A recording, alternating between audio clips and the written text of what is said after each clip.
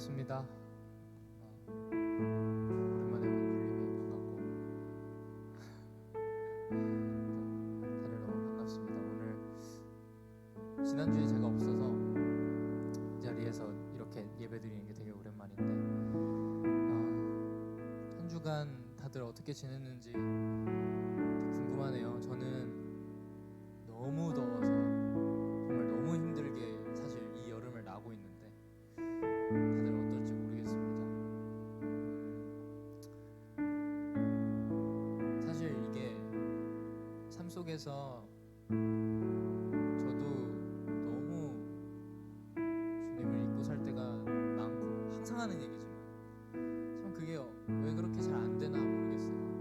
말씀을 붙잡고 하나님 붙잡고 살아가려고 하지만 매일마다 무너지는 내 모습을 보게 되는 요즘입니다. 그래서 이 첫 번째 찬양을 우리가 함께 고백을 했으면 좋겠는데요. 정말 주님의 도우심과 주님의 함께하심 없이는 내가 뭘 하는 척은 할 수 있을 것 같아요. 뭔가를 하고 있는 것 같이. 근데 뭔가 그거를 할 때에 내 마음이 전혀 정돈되어 있지 않고 계속 흔들리고 무너지는 그런 모습을 항상 봅니다. 주님께 구하지 않고 주님의 함께하심을 구하지 않고서 무언가를 할 때, 그래서 참 주님이 우리에게 얼마나 소중한 분이시고 정말 나보다 얼마나 크신 분인지를 요즘 실감하고 있어요. 정말 찬양할 때 기쁨은 내가 살아가면서 느끼는 다른 기쁨과는 비교할 수 없이 큰 것 같고, 여러분들이 이 마음을 같이 공유하면 좋겠습니다. 같이 일어나서 찬양할까요?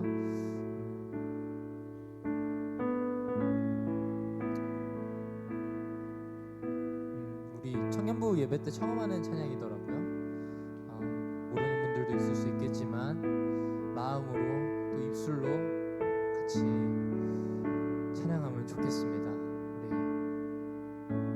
오늘 예배가 정말 소중하니까 귀하니까 우리 마음 다해 함께 예배드리죠. 네, 찬양하겠습니다.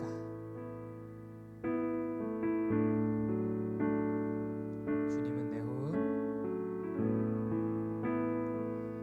주님은 내 호흡,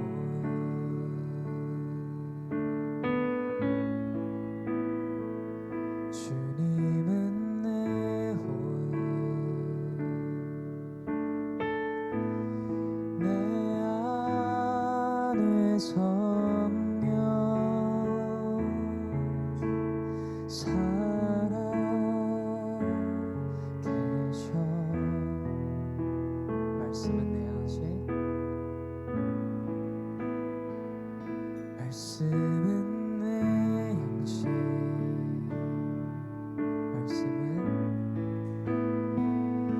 말씀은 내 양식,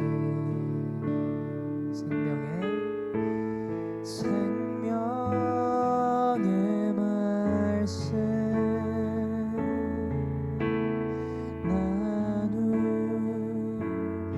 나누시네. 오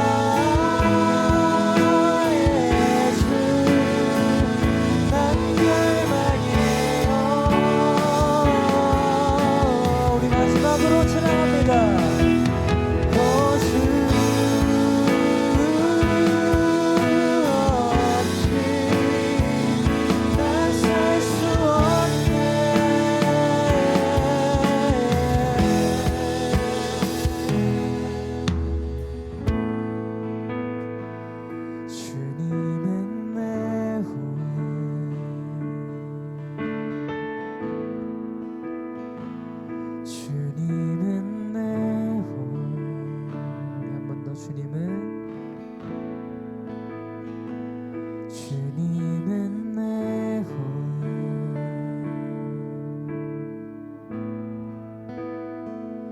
주님은 내 호흡. 우리의 호흡 되신 주님께 감사의 박수 올려드립니다.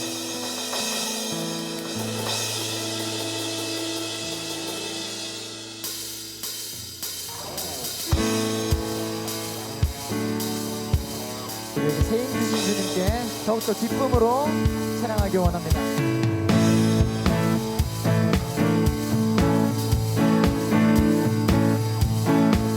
새 힘어들이 주를 바랄 때, 주를 바랄 때, 우리 주를 바랄 때, 새 힘어들이 주를 바랄 때, 주를 바랄 때. 우리 한 번 더 찬양할까요? 새 힘어들이 주를 바랄 때, 주를 바랄 때, 우리 주를 바랄 때, 새 힘어들이 주를 바랄 때, 주를 바랄 때, 우리 주를 바랄 때, 주님 통치하시네, 소망 구원 주시네. 당신은 영원하신 주, 내 영원하신 주, 지치지 않으시는 주님, 약한 자 방패 되시며 위로자 되신 주, 독수리 같은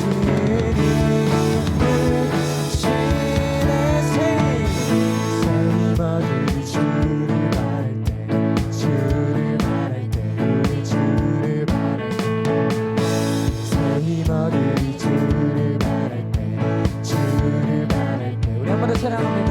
새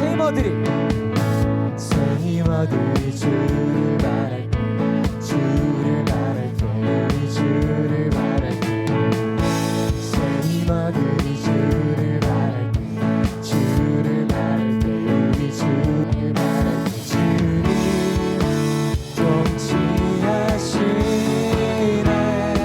소망 구원 주시네. 나옵니다. 주님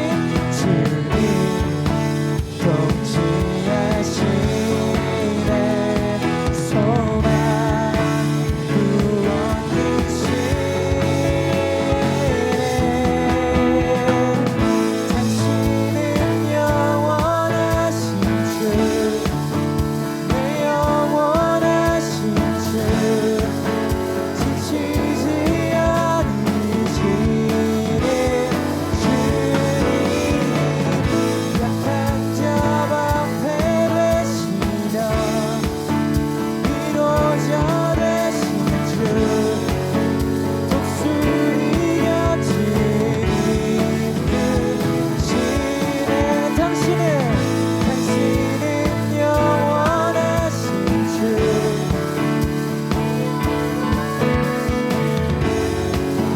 지치지 않으시네 주님, 약한 자 방패 되시며 위로자 되신 주, 독수리 같은 목소리로 찬양합니다. 당신은 영원하신 주, 당신은 영원하신 주, 내 영원하신 주, 지치지 않으시는 주님. 더 크게 약한 자 방패 되시며 위로자 되신 주, 독수리 같은 이끄시네. 당신은 영원하신 주, 내 영원하신 주, 지치지 않으시네. 마지막으로 약한 자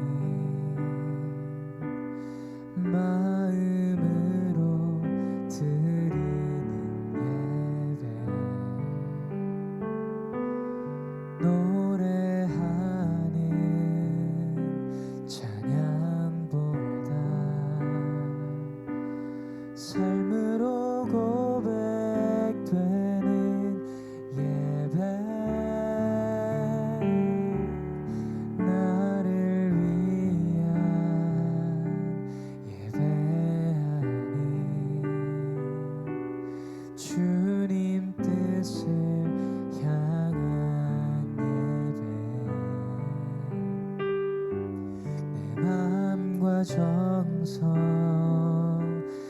다하여서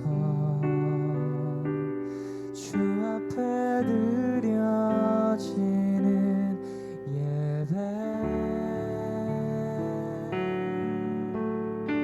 고백이 되길 원합니다. 주 앞에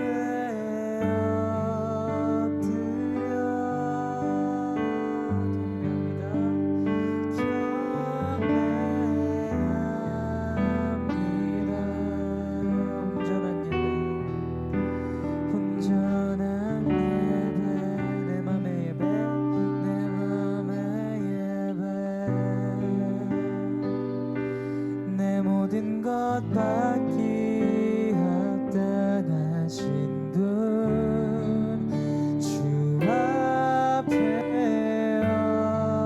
엎드려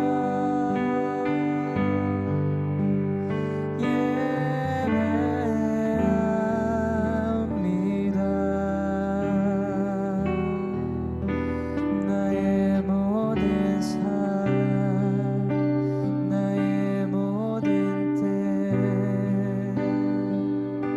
말씀 앞에 순종하는 삶의 예배 드리기 원하네.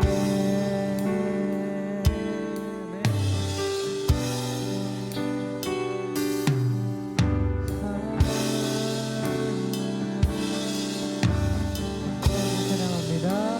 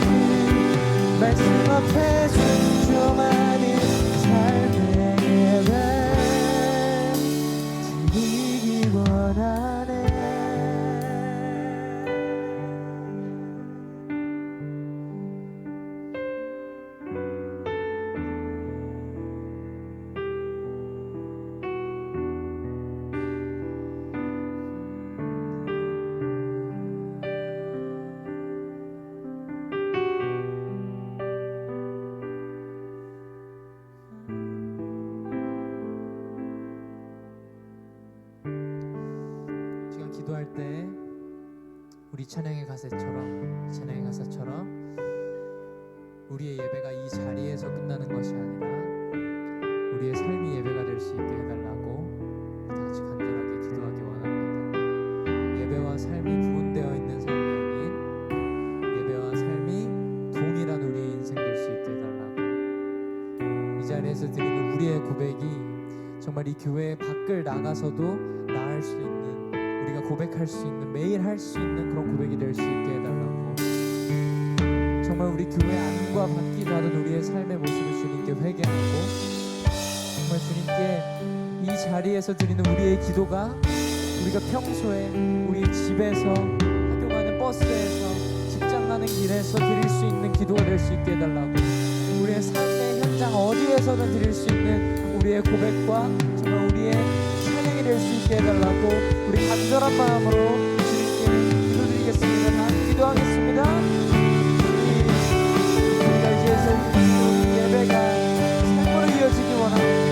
삶과 예배가 구분되어져 있는 우리의 인생이 아닌 하나님께 온전히 드려지는 우리의 인생, 우리의 삶이 되기 원합니다. 삶 속에서 우리가 같은 고백을 할 수 있기 원합니다. 주님이 우리의 주 되심을 우리 인생 속에서도 고백드릴 수 있기 원합니다. 우리 삶의 현장에서 언제나 주님께 고백할 수 있는 우리의 삶 될 수 있도록 주님 우리의 삶을 붙잡아 주시고 우리를 주장하여 주시고 우리 청년들과 함께하여 주시옵소서. 우리를 붙잡아 주시옵소서. 주님 우리와 함께하여 주시옵소서. 언제나 우리와 함께하시는 주님을 매 순간 믿기만 사랑하기 원합니다. 말씀으로 살아가기 원합니다. 아버지 하나님 주님께 기도함으로 살아가기 원합니다. 우리 힘과 우리 능력이 아닌 하나님께서 주신 그 삶을 하나님께 기쁘게 올려드리기 위해 정말 주님의 주신 힘으로 우리가 다 살아낼 수 있도록 주님을 붙잡아 주시옵소서.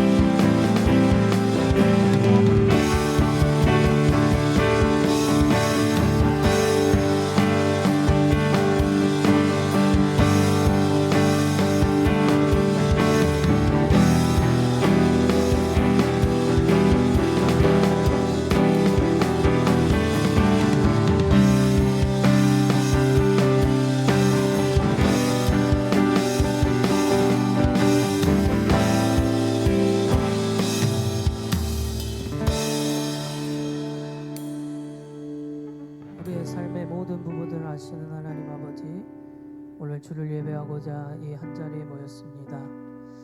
하나님 한 분만을 예배하며 하나님 한 분만을 생각하며 하나님께 올려드리는 우리의 마음에 주께서 응답하여 주시고 또 우리도 하나님의 말씀 앞에 반응할 수 있는 이 시간이 되게 하여 주옵소서. 삶의 현장 속에서도 하나님 잃어버리지 말고 오늘 예배한 만큼 주를 섬길 수 있는 우리 청년들 다 되게 하시고 시간 주님 앞에 나아가는 이 시간 결코 헛되이 돌아가지 않도록 주께서 붙들어 주옵소서. 오늘도 말씀 앞으로 나아가오니 살아계신 그 말씀이 우리의 마음에 씨앗으로 심겨져 열매 맺는 그날까지 인내하며 기다릴 수 있는 우리의 믿음도 있게 하여 주옵소서. 예수님의 이름으로 기도합니다. 아멘.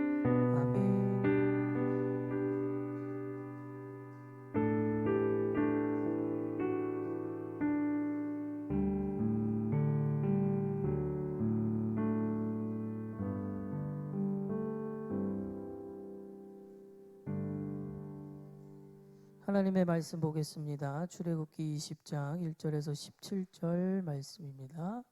출애굽기 20장 1절에서 17절을 우리 저와 여러분이 한 절씩 교독하겠습니다. 하나님이 이 모든 말씀으로 말씀하여 이르시되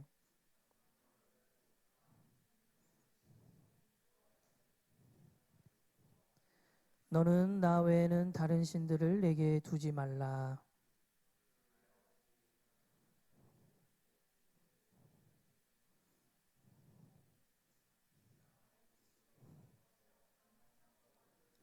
그것들에게 절하지 말며 그것들을 섬기지 말라.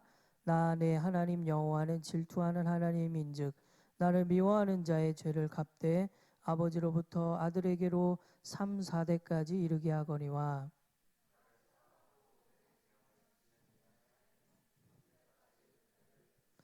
너는 내 하나님 여호와의 이름을 망령되게 부르지 말라. 여호와는 그의 이름을 망령되게 부르는 자를 죄 없다 하지 아니하리라. 엿새 동안은 힘써 내 모든 일을 행할 것이나 일곱째 날은 내 하나님 여호와의 안식일인즉 너나 내 아들이나 내 딸이나 내 남종이나 내 여종이나 내 가축이나 내 문 안에 머무는 객이라도 아무 일도 하지 말라.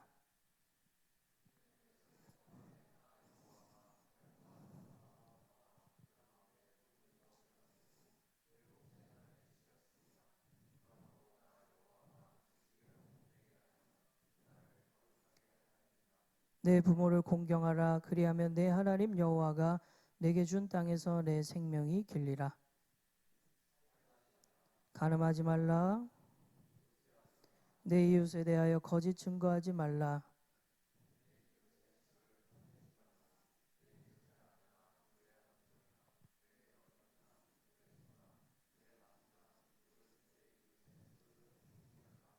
아멘. 자, 우리가 올 한 해를 시작하면서 힘써 여호와를 알자라는 주제 말씀으로 한 해를 시작하고 성경의 첫 번째 책인 창세기부터 지금 이제 두 번째 책인 출애굽기 20장까지 말씀을 나누고 있습니다. 우리가 하나님의 말씀을 듣고 하나님의 말씀을 읽고 하나님의 말씀을 자주 접하는 것은 매우 중요해요. 이유는 우리가 세상을 살아갈 때 학교든 직장이든 어느 곳에 있든 그곳은 하나님의 말씀과는 정반대의 이야기를 늘 하고 있기 때문에 그렇습니다. 우리가 배우는 어떤 학문이든 어떤 논리든 세계관이든 말씀과는 좀 반대되는 이야기들을 많이 접해요. 그래서 사실은 이 일주일 중에 1시간 반 내지 2시간 정도 드리는 예배로는 우리의 삶의 현장 속에서 말씀대로 사는 것, 하나님의 말씀, 하나님이 원하시는 대로 사는 것이 이제 쉽지는 않습니다. 그게 우리의 현실이에요. 그래서 하나님의 말씀을 이 시간에 듣는 것 외에도 여러분의 일상에서 말씀을 읽고 생각하고 적용하고 실천하려고 하는 몸부림, 노력들이 있어야 우리의 믿음을 지켜낼 수가 있어요. 삶과 신앙이 분리되는 이유, 예배와 일상이 분리되는 이유는 예배에서의 말씀과 기도와 찬양이 일상에서는 끊겼기 때문에 그렇습니다. 간단한 이유예요. 예배에서의 말씀과 기도와 찬양이 일상에서도 끊겨버리면 삶과 신앙은 당연히 분리되게 되어 있어요. 그래서 우리는 이 하나님의 말씀을 통하여 하나님을 알아가는데 힘써야 합니다. 올해 주제 말씀, 하나님을 알아가는데 힘쓰자. 따라해 봅시다. 하나님을 알아가는데 힘쓰자. 창세기부터 다시 우리가 복습을 하면 하나님이 이 땅에 아무것도 없을 때 말씀으로 세상을 창조하셨죠. 시작부터가 말씀이었습니다. 말씀이 그만큼 중요한 거예요. 시작부터 하나님께서는 세상을 지으실 때 뭐 자기가 직접 손으로 흙으로 이렇게 만들어서 한 게 아니라 그냥 말하셨어요. 말하시니까 해가 생기고 달이 생기고 이 땅이 생기고 바다가 생겼어요. 말씀으로 시작된 하나님의 세계는 완벽했어요. 너무나도 인간이 살기에도 어떤 짐승이 살기에도 완벽한 세상을 지으셨는데 그 하나님의 하는 모든 행동들이 싫었던 존재가 있었습니다. 그게 바로 마귀죠. 마귀. 그러니까 하나님이 계셨고 마귀가 있었습니다. 마귀는 하나님이 어떤 일을 해도 싫었습니다. 그래서 하나님이 만든 모든 것을 파괴하기 시작해요. 첫 번째로 마귀가 했던 행동, 인간을 꼬드긴 거예요. 인간을 꼬드겼어요. 인간을 꼬드겨서 인간으로 하여금 하나님을 대적하고 하나님을 원수 삼도록 만듭니다. 그게 죄죠, 죄. 죄가 인간에게 들어오기 시작하면서 인간의 삶에 의해 세상 모든 만물이 파괴된 거예요. 그래서 환경 오염도 일어나고 모든 약육 강식의 시스템, 무한 경쟁 사회 것들이 이 세상에 완전히 지배하게 돼요. 그런 과정을 겪으면서 하나님께서는 가만 계시지 않았습니다. 하나님께서는 다시 본래 창조하셨던 그 세상으로 다시 회복시키시고자 하나님의 구원 계획을 인간을 통해 계획을 하시는데, 첫 번째 사람인 아브라함을 선택하셔서 아브라함으로 모든 민족을 일구게 하셨고, 그 민족으로 이 모든 인류를 구원하시고자 하나님께서는 계획을 하시기 시작한 거예요. 그게 바로 창세기의 내용이죠. 그렇게 해서 아브라함은 자기 아들 이삭, 야곱, 또 야곱의 12아들 중에 요셉, 이런 이들을 통하여 한 민족입니다. 그 민족은 원래 살아야 될 땅이 가나안이란 땅이었는데 이집트 땅으로 이주해서 하나님께서 그곳에서 더 많은 인구를 늘리시고자 이집트 땅에 들어가 살게 하세요. 그런데 출애굽기에 들어오면 그 하나님을 알지 못하는 왕이 이집트 왕으로 세워지니까 이 이집트 왕이 그 하나님의 백성들을 괴롭히기 시작했습니다. 이집트는 오늘날 우리의 세상의 대명사입니다. 세상이 어떻게 이스라엘 백성, 아브라함의 후손들, 하나님의 백성들을 괴롭혔는가? 아주 중요한 포인트가 있었죠. 어려운 노동으로 괴롭혔어요. 하루도 쉬지 않게 일하게 만들었습니다. 그러니까 이스라엘 백성들은 하루하루가 버거웠습니다. 우리의 일상도 세상은 끊임없이 일하게 만들고 쉬지 못하게 만들고 여러 시스템 속에 갇히게 만들어요. 그 세상 속에서 하나님이 탈출시키는데 그 탈출해서 어디로 보내시느냐? 지난주 말씀이죠. 광야로 보내셔요. 광야. 이유는 광야에서 그 이스라엘 백성들의 지금까지 살아왔던 노예 근성들, 세상에 물들었고 여러 환경 속에 하나님을 잃어버린 채 살아간 그 몸에 밴 습관을 부수고 다시 새로운 하나님이 원하시는 사람으로 훈련시키시고자 광야로 내모신 거예요. 그렇게 해서 광야 그 현장에서 하나님이 계명이라는 걸 주시는데, 오늘 함께 나눌 그 말씀이 바로 계명에 대한 내용입니다. 오늘 이 십계명의 계명을 두 가지로 압축을 하면 바로 이거예요. 하나님 사랑, 이웃 사랑. 따라 볼까요? 하나님 사랑, 이웃 사랑. 자, 10가지의 계명, 여러분이 뭐 어릴 때부터 많이 들어왔겠지만 구체적으로는 잘 모를 수도 있는데 1에서 4까지 여러분 이제 기억을 하세요. 적으면서 들으면 좋겠어요. 오늘 말씀 혹시 설교 노트 있으면 설교 노트 뭐 뒤에 또 꺼내 놓긴 했는데, 혹시나 여러분이 이 십계명은 너무 중요합니다. 십계명은 너무 중요해서 잘 들어보면 나중에 큰 유익이 돼요. 자, 1에서 4까지의 계명, 1에서 4까지의 계명은 하나님 사랑에 대한 내용입니다. 하나님 사랑에 대한 내용. 그래서 구체적으로 이따가 살펴보긴 하겠지만 일단은 1에서 4가 하나님 사랑이다. 그 다음에 제6에서 10, 6, 7, 8, 9, 10계명은 이웃 사랑입니다. 이웃 사랑. 그러면 한 계명이 빠지죠. 5계명. 5번째 계명은 하나님 사랑도 포함되고 이웃 사랑도 포함되는, 어찌 보면 굉장히 중요한 계명이에요. 제5계명이.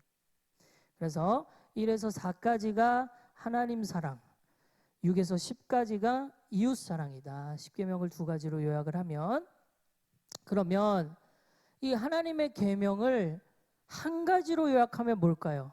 하나님의 계명을 사랑이죠. 그렇습니다. 그래서 기독교는 사랑의 종교라고 하는 거예요. 불교는 자비의 종교라고 해요. 기독교는 사랑의 종교다.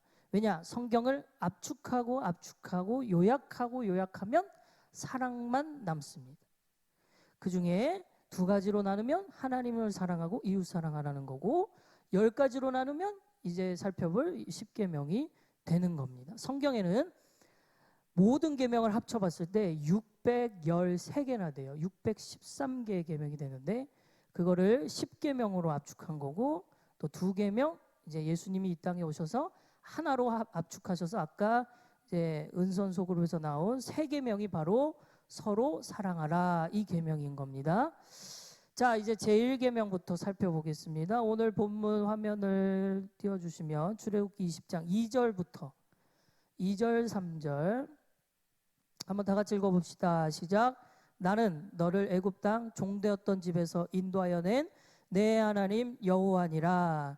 너는 나 외에는 다른 신들을 내게 두지 말라. 자, 1계명 하나님께서 10계명 중에 가장 첫 번째 계명으로 무엇을 얘기하셨냐면 나 말고는 다른 신을 내 앞에 두지 말라고 하셨어요. 자, 여기서 두지 말라 이 표현이 굉장히 중요한데 하나님은 우리와 하나님과의 관계 사이에 어떤 것도 있지를 않기를 원하셨어요. 그러니까 하나님과 나와의 관계 사이에 아무것도 없게 해라 그 말이에요.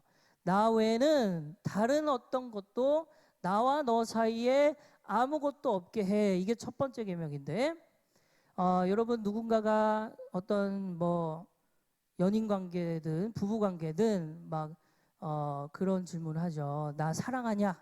이런 질문을 하면 상대방이 나 너도 사랑해 이렇게 답을 하면 돼요, 안 돼요? 뭔 말인지 이해 안 돼요? 오빠 나 사랑해? 라고 물었을 때 너도 사랑해. 이상하죠? 이상함을 느껴야 돼요.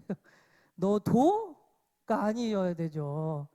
너만 사랑해가 돼야 돼요. 하나님도 우리에게 원하시는 관계예요. 하나님이 우리에게 그 어떤 것도 나와 너 사이에 아무것도 두지 마라. 아무것도. 오직 하나님과 나만의 관계 속에서 그것이 어떤 학교 성적이 되었든 뭐 돈이 되었든 내가 세상에서 쫓아가고 싶은 그 모든 것들이 하나님과 내 사이에 있으면 안 된다라는 거예요. 그 가운데 아무것도 끼지 않도록 해라.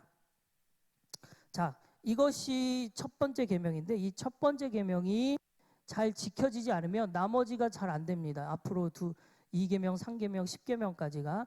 왜냐하면 하나님과 나와의 관계 속에 가장 우선이 하나님이 돼야 되는데 그 사이에 아무것도 없어야 되는데 하나님의 말씀이 어떤 것이 그 사이에 있으면 들리지가 않거든요. 잘 이렇게 하나님의 음성이 하나님이 원하시는 것이 무엇인지를 알지를 못해요. 그래서 나와 하나님과의 관계 속에 아무것도 두지 말라는 것을 첫 번째로 말씀하신 거예요. 이것이 만약에 지켜지지 않으면 혼합주의로 이어집니다. 혼합주의는 하나님을 믿기는 하는데 하나님도 믿고 뭐 돈도 믿고 뭐 어떤 세상의 어떤 자기 미래의 일들도 믿고 다 믿는 거예요. 다 믿는. 이게 혼합주의예요. 혼합주의는 하나님을 부정하는 것보다도 더 위험한 신앙의 색깔이거든요. 그러니까 여러분과 하나님 사이에 그 어떤 것도 없게 해라. 이게 1계명입니다. 자, 제2계명은 오늘 본문 4절부터 6절 4, 5, 6절이에요. 우리 다 같이 읽어봅시다. 시작. 너를 위하여 새긴 우상을 만들지 말고 또 위로 하늘에 있는 것이나 아래로 땅에 있는 것이나 땅 아래의 물속에 있는 것에 어떤 형상도 만들지 말며 그것들에게 절하지 말며 그것들을 섬기지 말라. 나의 하나님 여호와는 질투하는 하나님인즉 나를 미워하는 자의 죄를 갚되 아버지로부터 아들에게로 3, 4대까지 이르게 하거니와 나를 사랑하고 내 계명을 지키는 자에게는 1000대까지 은혜를 베푸느니라.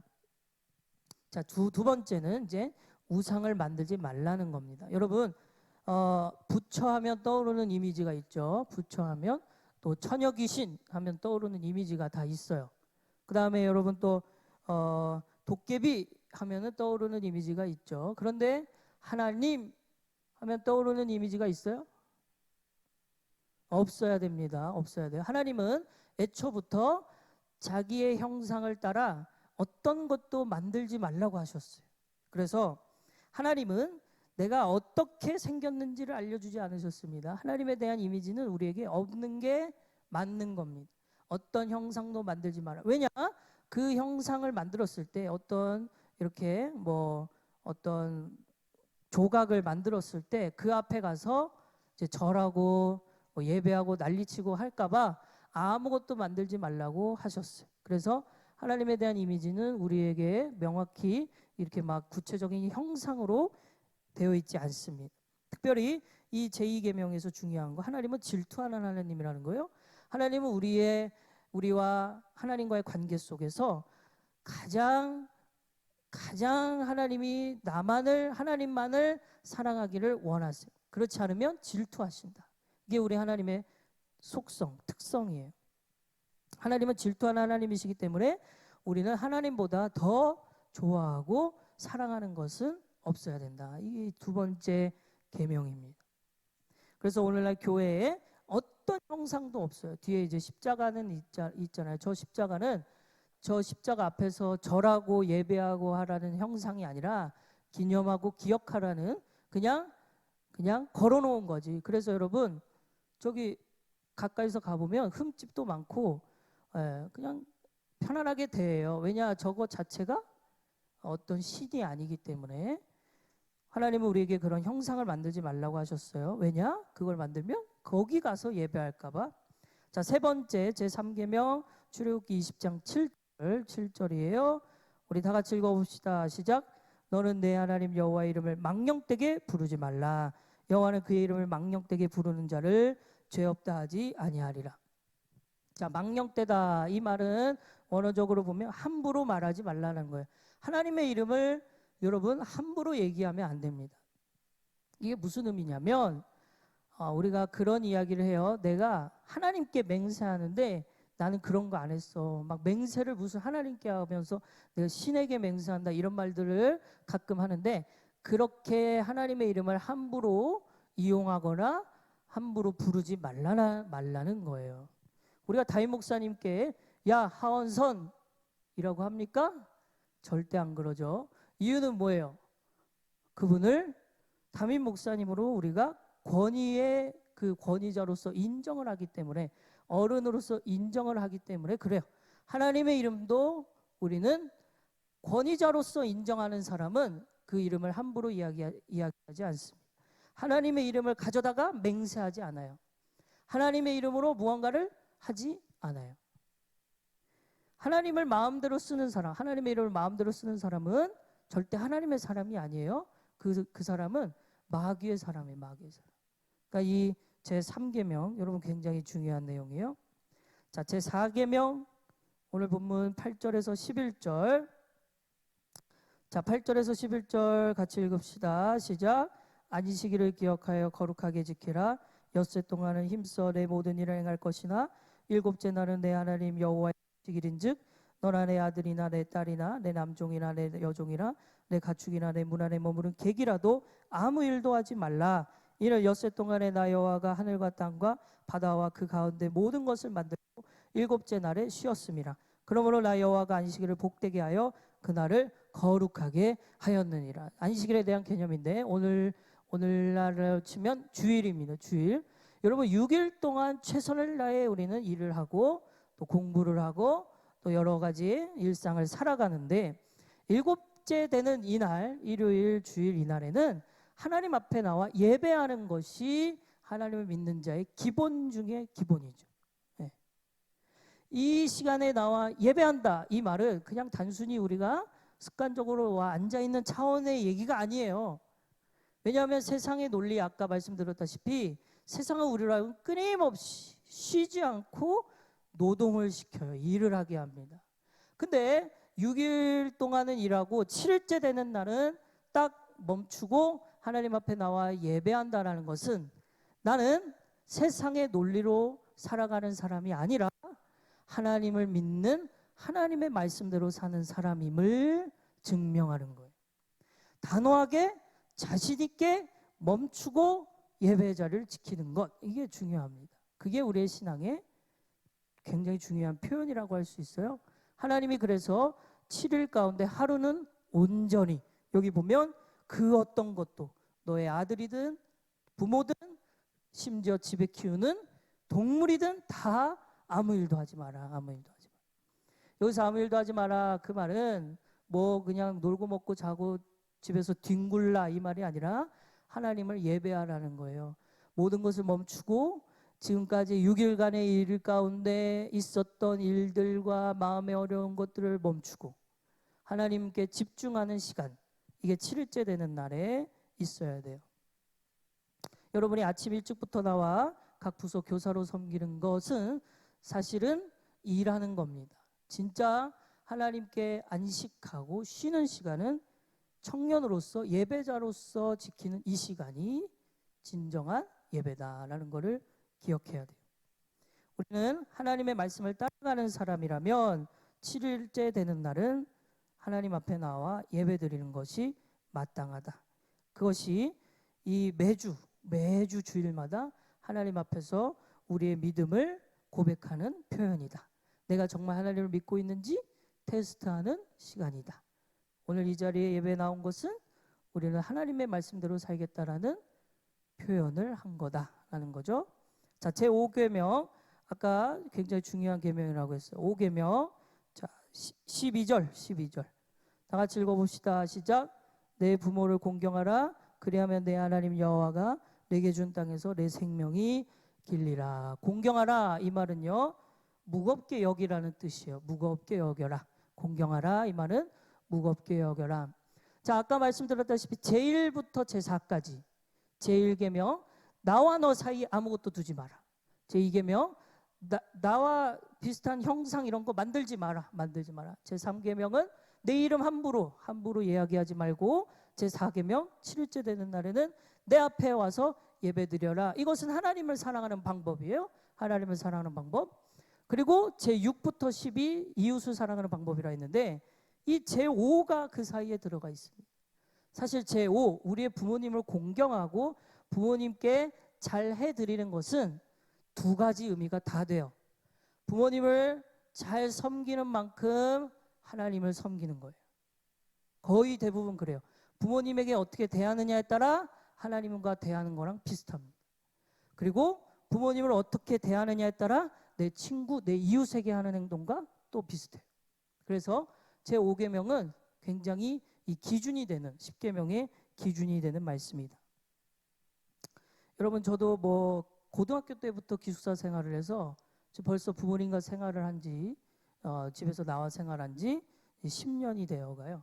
이렇게 10년 이상 이제 부모님과 함께 살지 않고 기숙사나 또 어떤 자취나 이런 생활을 해보니까 부모님과 앞으로 함께 할 시간이 그리 많지 않겠다라는 생각을 합니다. 이번에 여름에도 저 휴가를 다녀왔는데 작년 휴가 때와 올해 휴가 1년 사이인데도 이게 뭔가가 느낌이 좀 다른 게 있어요. 그래서 시간이 기다려주지 않는구나 그 생각을 했거든요. 부모님이 좀 이렇게 또 계단 올라가는 것도 조금 달라진 것 같고 뭔가 이렇게 몸이 이제 늙어가시는 게 보여요.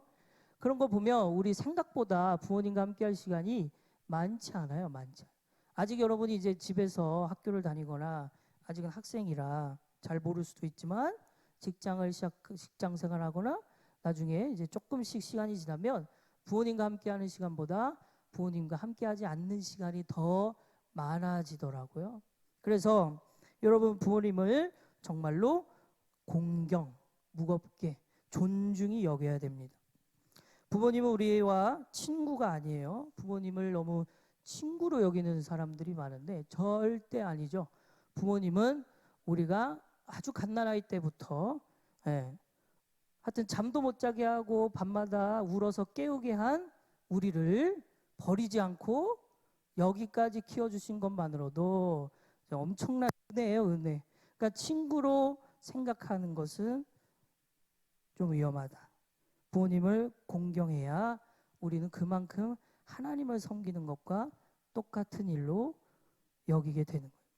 하나님께서는 우리에게 이 부모 공경을 굉장히 중요하게 얘기하셨어요.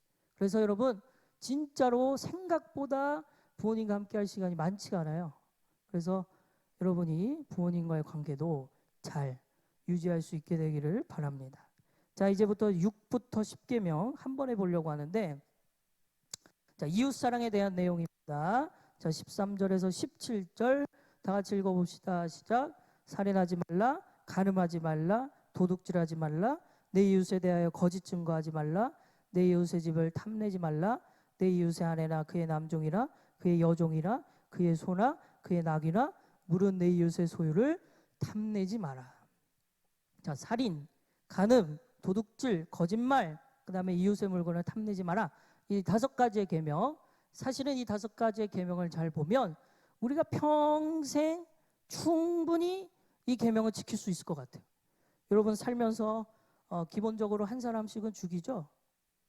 아니죠. 절대 그러면 안 되죠.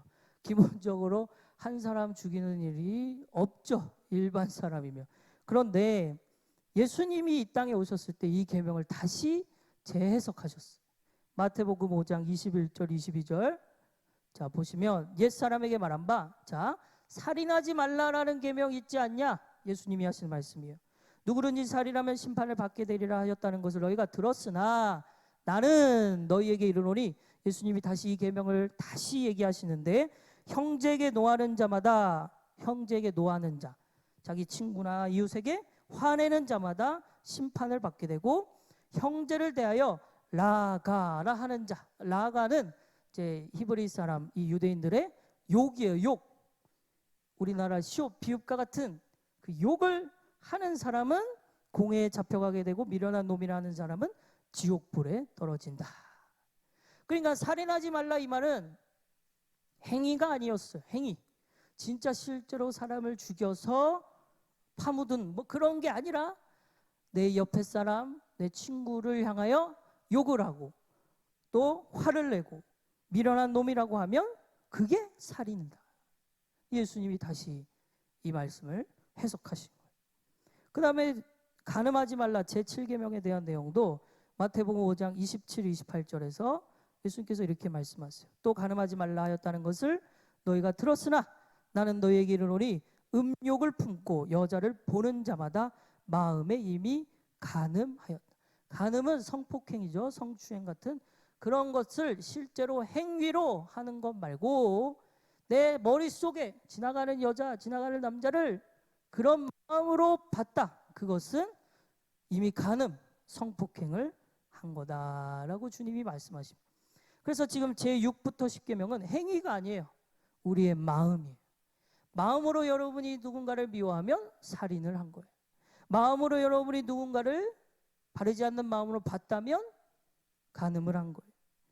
마음으로 여러분 누군가의 물건을 탐했다면 도둑질을 한 거예요. 이게 이제 예수님이 오셔서 다시 우리에게 해주신 말씀.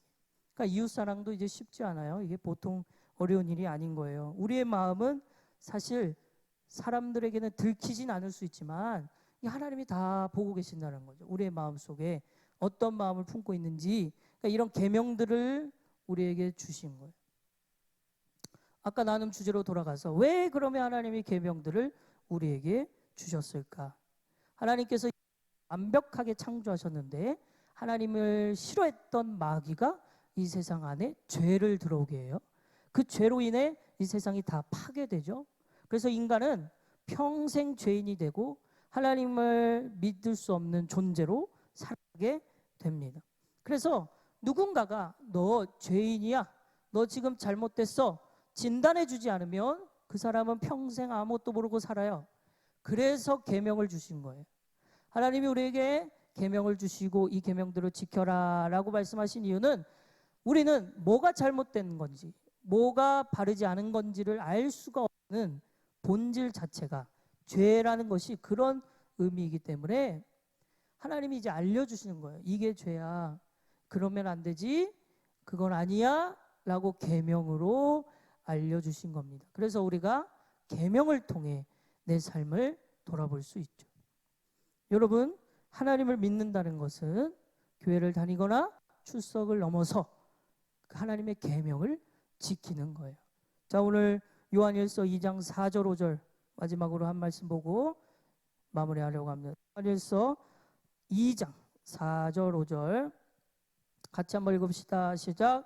그를 아노라 하고 그의 계명을 지키지 아니하는 자는 거짓말하는 자요 진리가 그 속에 있지 아니하되 누구든지 그의 말씀을 지키는 자는 하나님의 사랑이 참으로 그 속에서 온전하게 되었나니 이로써 우리가 그의 안에 있는 줄을 아노라. 하나님을 사랑하면, 하나님을 믿으면, 하나님을 알면 하나님의 계명을 지킨다. 하나님의 계명을 지킨다. 십계명이 그래서 굉장히 중요합니다. 여러분의 인생 속에 10가지의 계명을 잘 간직하면서 하나님의 말씀을 지키는 자로 살아가게 되기를 바랍니다. 출석을 넘어 교회를 다니는 걸 넘어.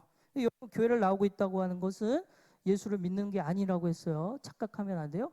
교회를 나오는 행위가 예수를 믿게 하는 게 아닙니다. 여러분의 일상, 이 교회 안에서의 삶의 모습 말고요.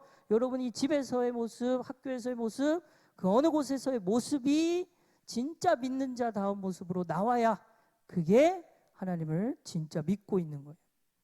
기독교 문화 속에 우리는 살고 있는 거지 진짜 예수를 믿고 있는 것은 아닐 수 있다. 예수를 믿으면 계명부터 지켜요. 하나님의 말씀을 듣습니다. 오늘 10가지의 내용 다시 한번 요약하면, 첫 번째, 하나님과 나 사이에 그 어떤 것도 두지 마세요. 오직 하나님만, 하나님 도도 아니고 하나님만 사랑하는 저와 여러분이 되길 바라며, 두 번째, 하나님보다 더 사랑하는 것이 있어서는 안 됩니다. 하나님은 그런 사람 질투하세요. 질투하시기 때문에 가만두지 않아요. 진짜 내 사람으로 여긴다면 하나님이 가만두지 않으세요. 내 사람으로 여기지 않으니까 가만두시는 거지. 그러니까 하나님이 가만두지 않으실 때는 오히려 우리에게 좋은 일이에요. 우리에게 뭐 어려운 일이 닥쳤을 때 하나님이 더 나를 의지하라고 하시나 보다, 하나님을 의지하라고 하시나 보다, 그런 의미예요. 세 번째, 하나님의 이름을 여러분 함부로 그 이름을 가지고 맹세하지 마세요. 그분을 권위자로 인정해야 됩니다. 네 번째, 6일 동안에는 여러분이 주신 자리에서 최선을 다하되 7일째 되는 날은 단호하게 멈추고 하나님 앞에 나와 예배 드리셔야 돼요. 이게 나는 세상의 논리가 아닌 하나님의 말씀대로 산다라고 하는 증명해내는 신앙의 고백이에요. 다섯 번째, 여러분 앞으로 부모님과 보내게 될 시간이 점점 줄어들 겁니다. 생각보다 남은 시간이 얼마 안 남았어요. 시간은 빨리 갑니다. 기다려주지 않더라고요. 부모님을 너무 친구로 여기지 말고 공경하는 우리 모두가 되길 바라고, 하나님 섬기듯 부모님을 잘 모셔야 돼요. 그리고 부모님을 모시는 만큼 우리는 이웃을 또 섬길 수가 있어요. 여섯 번째, 마음으로 여러분 형제를 미워하지 마세요. 입술로 욕하면 안 됩니다. 여러분 사람의 말은 힘이 있어서 사람을 죽이기도 하고 실제로 죽이기도 하고 실제로 살리기도 합니다. 지난주에 안타까운 이제 서울 서초구 초등학교에서 일어난 일, 그것도 다 말로 인해 일어난 언어 폭력으로 인해 한 사람의 생명이 이제 죽게 된 건데, 말에게는 그만큼의 위력이 있어요. 그래서 형제를 욕하거나 미운 말을 하면 그건 살인죄와 똑같습니다. 그 다음에 여러분, 이성을 볼 때 이상한 마음으로 보면 안 돼요. 마음을 지키셔야 돼요. 다른 사람 물건을 또 갖고 싶어하고 막 이렇게 이런 도둑질과 같은 그런 마음의 행동들, 거짓말하지 말고, 사람은 속일 수 있어도 여러분의 마음을 하나님은 보고 계십니다. 다른 사람의 것도 소중히 여기고, 그래야 내 것도 소중히 여김 받을 수 있어요. 이 10가지, 오늘 10계명, 짧은 시간이지만 원래는 이제 한 계명으로도 한 주 설교를 할 수 있는데, 그러기에는 우리가 아직 갈 길이 멀어서, 우리 아직도 출애굽기라서 이제는 출애굽기를 마무리하고 오늘로 마무리할 겁니다. 이제 10계명을 여러분 잘 기억하며 또 한 주 더 나아가 한 평생이 되기를 바랍니다. 이 시간 함께 찬양하고 기도하겠습니다. 내 마음의 한 자리라는 찬양인데요. 뭐 어릴 때 주일학교 때 불렀는지 모르겠지만 이 찬양의 가사가 참으로 우리의 마음에 울림을 가져다 줘요. 내 마음에 가장 귀한 그 자리에 하나님이 와서 앉아달라는 그런 내용이에요. 주님만이 내 마음의 자리에 앉으실 수 있는 분이시다. 주님이 나의 왕이십니다. 예수님, 주님이 나의 왕이세요. 그 고백이에요. 여러분 10계명, 이 하나님의 말씀 지키려면 먼저 우리의 마음이 하나님으로 가득 차야 돼요. 하나님, 저 내 힘으로 안 되는 일이기에 내 안에 왕으로서 주를 섬길 수 있도록 해달라고 그 마음으로 이 찬양을 고백합시다.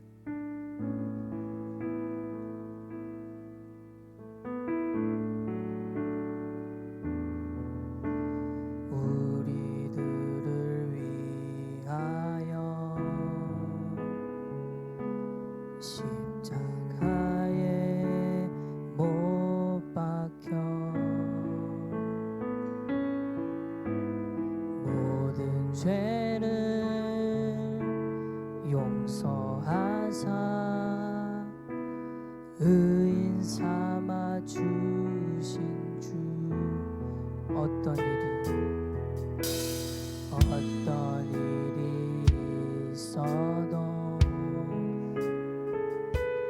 나를 버리지 않고 모든까지 사랑하신 귀한 예수님, 내 마음에 안전히 가장 귀한 그 자리 주 오셔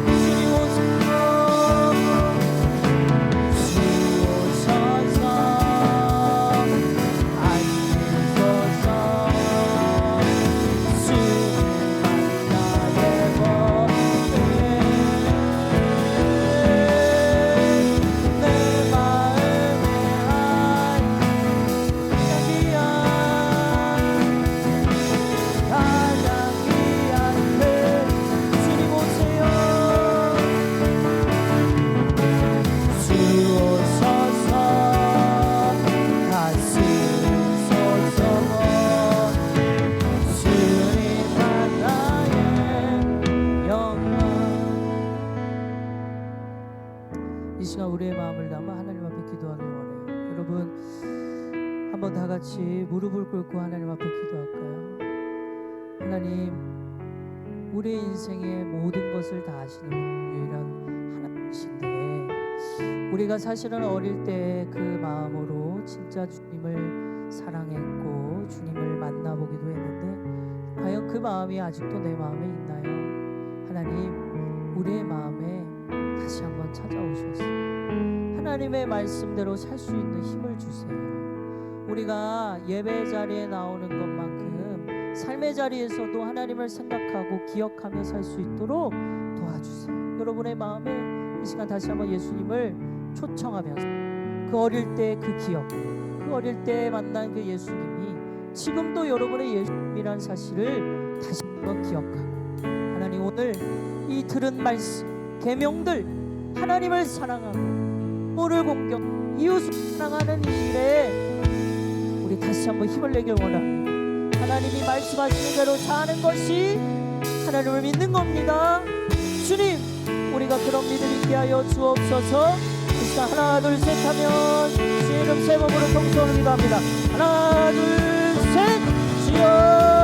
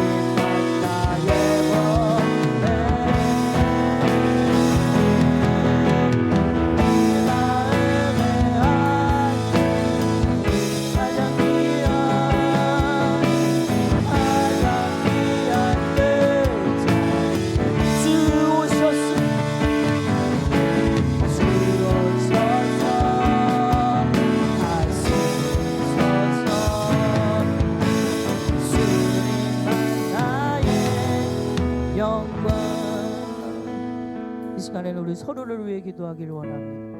우리 옆에 사람과 짝을 짓고 우리 기철 형제도 이쪽 한이한테 가시고 우리 은선 쌤은 이쪽 가희한테 가시고 수진이랑 이림이랑 같이 짝을 지어서 옆에 사람에게 지금 나를 위해 기도해 줬으면 좋겠는 지금 내게 필요한 기도의 제목을 잠시 나눕시다. 자, 이제 서로를 위해 기도하려고 하는데요.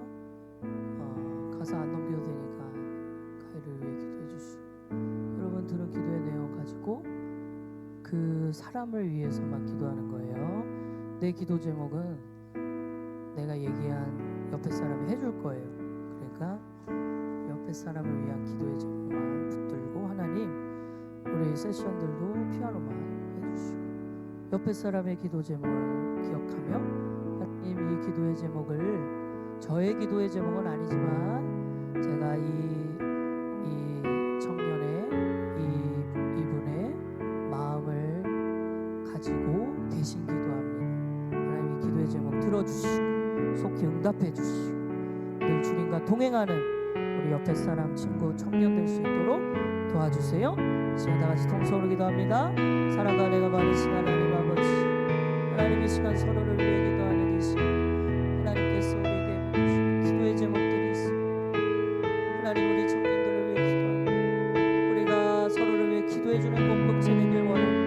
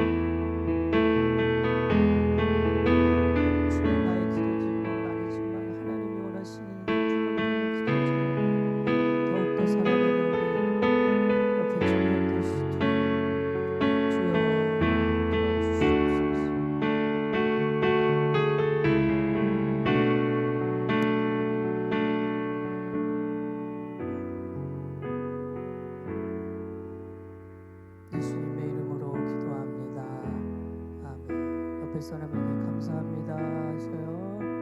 감사합니다. 지금 마지막으로 기도하고 마무리하려고 하는데요. 돌아오는 주에 청소년부 수련회가 있습니다. 청소년부 교사로 섬기는 이들이 이 자리에 꽤 있습니다. 청소년부 교사들 기도로 잘 준비하셔야 됩니다. 기도로 잘 준비하셔서 여러분이 만나는 청소년들이 수련회 기간 동안 여러분의 말 한마디 행동 하나로 예수님을 만날 수도 있고 예수님을 만나는 일에 방해될 수도 있습니다. 그래서 여러분의 마음이 먼저 예수님으로 잘 세워져야 돼요. 청소년부 교사들 이번 주 수련회 다녀오는데 거기서 아이들을 섬길 때 지치지 말고 또 이 자리가 일이 되지 않고 정말 기쁨으로 감당하는 자리가 되기를 바랍니다. 이번 주 청소년부 수련회도 다음 주는 성경학교가 있는데 이 시간에는 청소년부 교사가 아닌 인원들은 청소년부 교사들을 위해 기도해 주시고 청소년부 교사들은 진짜 기도로 잘 준비하셔야 돼요. 이 시간이 마지막 기도로 준비하는 시간인 마음을 가지고 그 마음으로 이번 수련회 청소년부 수련회를 놓고 마지막으로 기도합시다. 기도합니다. 사랑하는 하나님,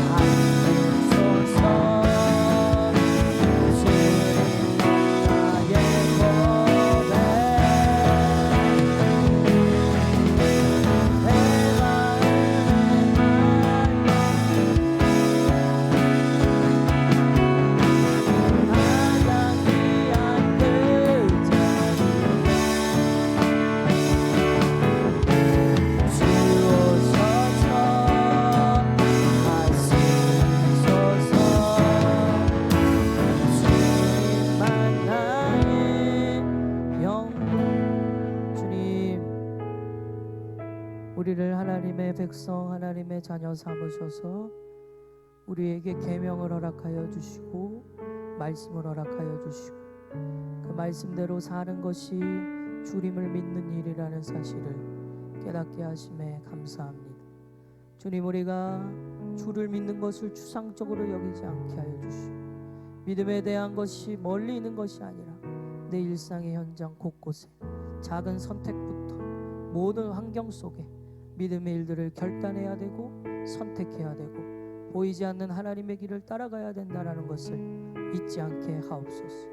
결코 멀리 있는 것이 아니라, 결코 추상적인 것이 아니라, 어떤 개념으로 끝나는 게 아니라 진짜 일상에서 실천해야 되고 부딪혀야 되고 이겨내야 될 일이라는 사실을 기억하며 신앙생활할 수 있는 우리 청년들 되게 하여 주옵소서.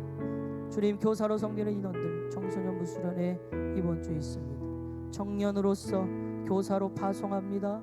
청년 교사로 나아갑니다. 그곳에서 아이들을 만날 때 가볍게 만나지 않게 하시고 내 모습을 통해 내 말로 인해 아이들이 예수를 만나는 일에 방해될 수도 있고 도움이 될 수도 있다는 것을 기억하며 기도로 잘 준비하여 그 자리를 지켜내게 하옵소서. 이번 주부터 시작됩니다. 여름 행사가 미뤄지긴 했지만 다시 마음을 다잡습니다. 주여, 우리가 섬기는 그 자리가 부담으로 일로 여겨지지 않도록 내 신앙 꽉 붙들고 지켜낼 수 있도록 도와주옵소서. 우리의 마음에 가장 귀한 그 자리를 주님께 드리며 주님만이 나를 다스리시고 주님만이 나를 인도하심으로 내가 주님의 말씀대로 살 수 있도록 말씀을 지키고 살아내는 일이 지치지 않도록 도와주옵소서. 예수님의 이름으로 기도합니다. 아멘.